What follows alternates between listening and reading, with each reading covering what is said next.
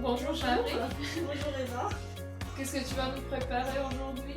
Je vais préparer une pâte à choux. Pâte à choux, ce n'est pas très compliqué à préparer? Ah, ça fait toujours un peu peur parce que les personnes s'imaginent que c'est hyper compliqué, Oui, hyper long. comme moi. Alors c'est vrai qu'il y a une technique particulière, il faut la savoir, mais une fois qu'on connaît, finalement c'est pas si difficile que ça. Mais à quoi il faut faire attention? Faire attention à l'étape du desséchage. Et là, elle est vraiment pas à négliger parce que les choux, quand ils vont cuire, ils vont gonfler parce que des bulles d'air vont se former. Et cette étape du desséchage est très importante. Donc, c'est quand l'eau et le beurre sont fondus et que ça bout. Il faut mettre la farine et c'est cette étape où on va mélanger la pâte jusqu'à ce qu'elle devienne homogène, qu'elle forme un pâton, qu'elle se détache bien des bords. D'accord, c'est ce qu'on va voir tout à l'heure quand on va les préparer. D'accord. Pour effectuer votre pâte à choux, donc pour environ 6 choux, il vous faut 125 g d'eau, 30 g de beurre, une grosse pincée de sel, 60 g de farine, 2 œufs. Donc si vous voulez faire des gougères, il faut ajouter à la pâte, une fois qu'elle est faite, des ingrédients, par exemple du saumon fumé et de l'emmental.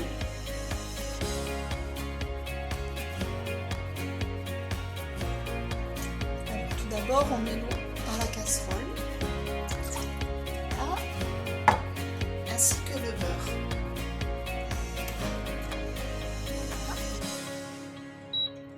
On met le tout à chauffer jusqu'à ce que le beurre fonde. Et que également la pincée de sel. Alors là, l'eau bout, mais le beurre n'est pas tout à fait fondu. Voilà.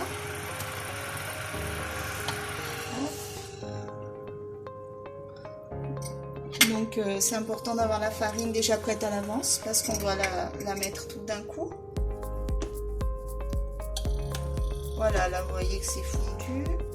Et ça bout toujours. Donc on se retire du feu.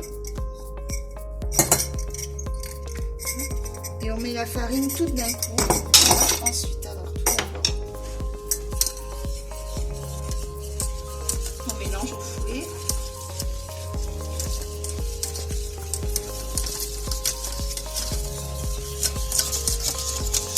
Voilà, on a déjà tout mélangé. Ensuite, on va dessécher la pâte. L'opération est très importante et permettra d'avoir une pâte très alvéolée. Très facile à fourrer, donc on remet sur feu doux.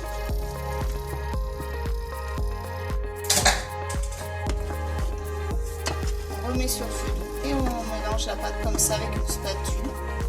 Donc quand la pâte commence et tombe, la pâte est bien desséchée. Et bien c'est lorsqu'elle forme une boule bien dense et qu'elle ne colle plus au bord de la casserole. Donc là c'est encore un petit peu juste.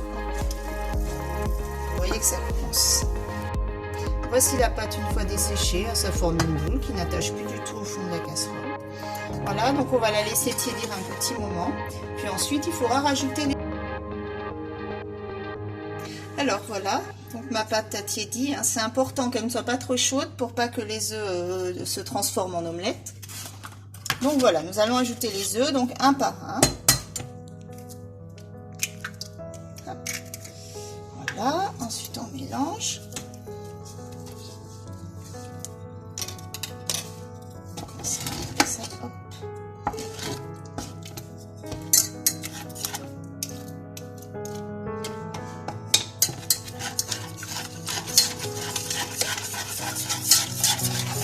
C'est important qu'il soit bien incorporé avant de casser le deuxième. Hein.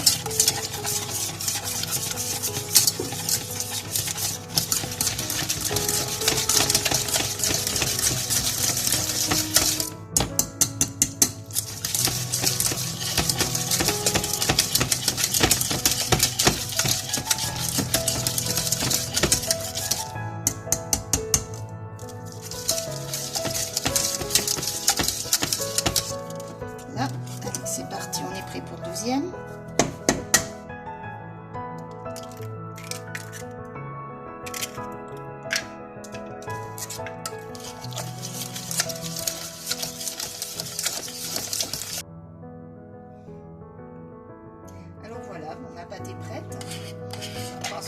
façonner les choux. Donc le plus simple, c'est à l'aide de 2 cuillères.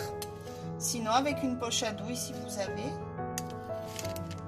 Voilà, la pâte est un petit peu collante, c'est tout à fait normal. Voilà, il faut les espacer suffisamment parce que ils vont prendre du volume, hein, vers des bulles d'air qui vont se former à l'intérieur grâce au fait de l'avoir desséché. Voilà.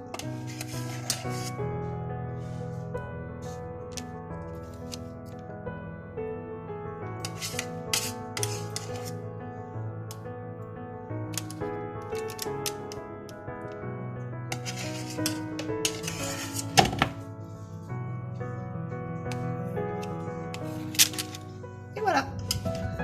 Donc voilà, nous avons fait préchauffer le four à 210 degrés, pas en chaleur tournante, attention pour que la pâte dessèche le plus possible. Voilà, on enfourne pour 30 minutes. Voilà, elles sont bien dorées. Ça sent bon.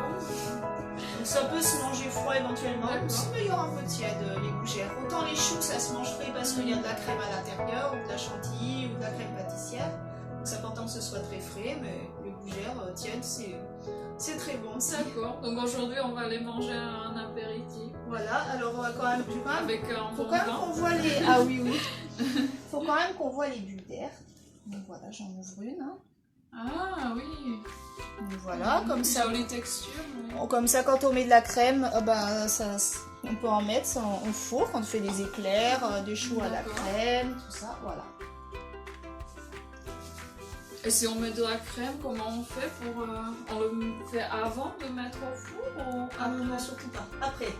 Donc quand les choux sont prêts, alors on a 2 solutions. Si c'est des gros choux, on peut découper le dessus, le capot, on met la crème dedans, on les ferme.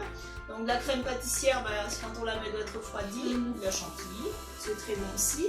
Ou alors si on veut faire des plus petits choux, avec la poche à douille, on perce le dessous. Et puis on remplit quoi. D'accord, c'est comme ça que ça tient ensemble. Voilà. D'accord. Mais les gros choux qu'on mange dans une assiette, on coupe le capot et comme ça on mange à la cuillère. D'accord.